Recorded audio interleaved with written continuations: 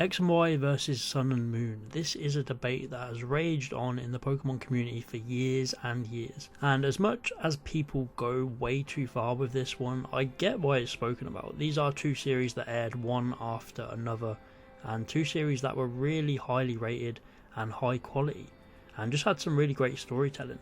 So as long as it's done with respect, I definitely don't see the harm in comparing these two great series. So today I'm going to be talking about both of them, comparing and explaining why these two are loved so much. So let's get into it and I hope you enjoy. So when Pokemon X and Y came along, I think it was something that we all needed.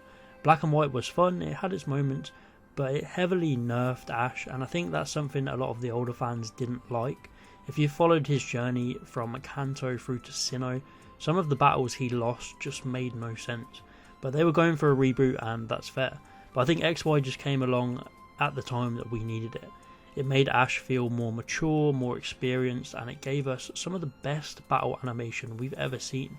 This whole 3D camera aesthetic, and visually it just looked stunning. Some of the best gym battles we've ever got were from the XY series.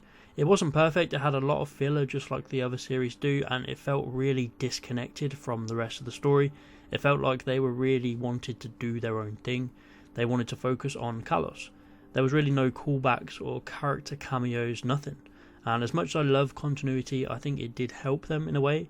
It helped them solely stay focused on creating the best product possible, focusing on Ash and his team, his relationship with the other main characters, and him growing with each gym battle. Then topped it all off by giving him fantastic rivals like Sawyer and Alan, and of course that incredible new form for Greninja. That just increased the hype of the series and got everyone even more invested. XY was really fun. If you just want to chill and watch some cool Pokemon battle action, this is the series for you. And then fast forward to 2016 and we get the Sun and Moon series. Another massive change in the games themselves, as we have no gym battles, which throws the anime into a complete new realm of possibilities. We get the first look at Ash, the infamous poster, and everyone loses their mind. Off the back of the most mature Ash, it seems that we're getting the most childish and the most goofy Ash has ever looked. This image really did cause chaos in the community, and I think a lot of this debate is people who saw this and then just said, I'm out. They stopped watching, so they never got to truly formulate an opinion on Sun and Moon. But for those who stuck with the art style change and watched Sun and Moon all the way through, this series was just beautiful. For me, the art style was so much like the original series, and that could be down to what they did by going back to 24 frames per second for the first time since the advanced generation. So it really gives that old school feel to it with a clean art style. So many emotions can be conveyed through Sun and Moon's art style. If I'm honest, I was one of those people who saw that first image of Ash and thought, what the hell is this? What have they done to my boy? I think with everything, it takes time to adapt to things. I was the same when Yu-Gi-Oh! GX came out, which then became one of my favourite shows. And it's the same with most things. You just have to give it a chance. You have to give it time to develop and grow. And if it's not for you, then fair enough. But by the end of Sun and Moon, this series had become much more. It became a routine for people, this family-centric region where the characters are all at one with nature. They have such close bonds. It captured the Alola region perfect. If you want a series for that pure feel-good factor, the slice of life, the character interactions, this is the one. Sun and Moon also had such great battles, some of the best battle animation we've ever seen.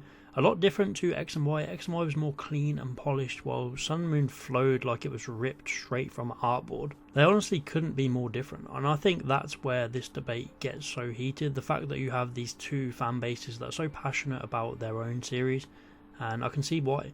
They are two of the best series that we've got in this franchise. We got treated to have them airing back to back for so many years. So for me, I just enjoy each of these for what they are. They are both very contained and have distinct vibes and feels. But each of them serve a purpose on Ash's journey, and they are both important as each other. For me, what I look for in a Pokemon series is the story, the continuity, and at this point when both of these were airing, I was pretty tired that they kept changing the style. We went from Black and White, which completely changed Ash, to X and Y, who went even more drastic with the change to Ash's abilities and the world around him felt smaller. And then we go to Sun and Moon, where Ash is more laid back and a bit more goofy, Diamond and Pearl will probably always be my favourite series because it keeps the Ash that I grew up with, but that's just a personal thing for me. I felt like by the time we got to Journeys, we had this shell of a character with Ash. He was taking aspects from XY, Sun and Moon, and even the original stuff, but it felt like this character had just been put through a mixer so many times and it didn't feel like the same character anymore. So I think with shows like X and Y and Sun and Moon, it's sometimes best to just look at it as its own thing, and on their own they are two incredible series, giving us some great cast of characters, strong relationships, and both playing their part in making the anime so special. So rather than arguing which is better, why not just enjoy them both? That's it for this one. Share some love for both X and Y and Sun and Moon in the comments.